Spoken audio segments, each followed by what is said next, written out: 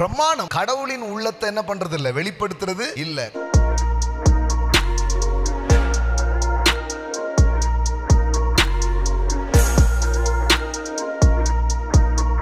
மோசையின் மூலமாய் நியாயப்பிரமாணம் கொடுக்கப்பட்டது, கிருபையும் சத்தியமும் இயேசுவின் மூலமாய் வந்தது.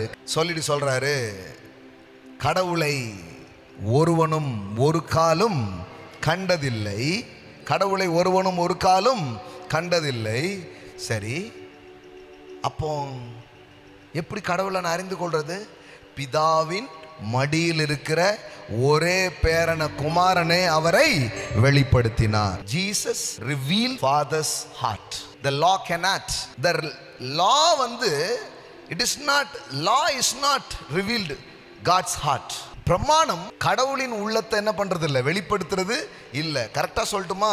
நியாயப்பிரமாணம் கடவுளுடைய உள்ளத்தை என்ன பண்ணல, வெளிப்படுத்தல. நியாயப்பிரமாணம் எதை வெளிப்படுத்து தெரியுமா?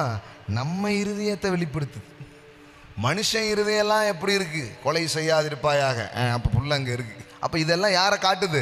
மனுஷன் இருதயத்தை காட்டுது. நிறைய பேர் நியாயப்பிரமாணத்தை வச்சுக்கிட்டு கடவுளை புரிஞ்சுக்க நினைக்கிறாங்க. கடவுளை புரிஞ்சுக்கிறதுக்கு நியாயப்பிரமாணம் தேவையல்ல, அதை வைத்து புரிந்து கொள்ள முடியாது. கடவுளை புரிஞ்சுக்கணும்னா இயேசுவை பார்க்கணும். இயேசுவை பார்க்கிறவர்கள் கடவுளை புரிந்து கொள்கிறார்கள். அதனாலதான் அவர் சொல்றாரு, என்னை கண்டவன்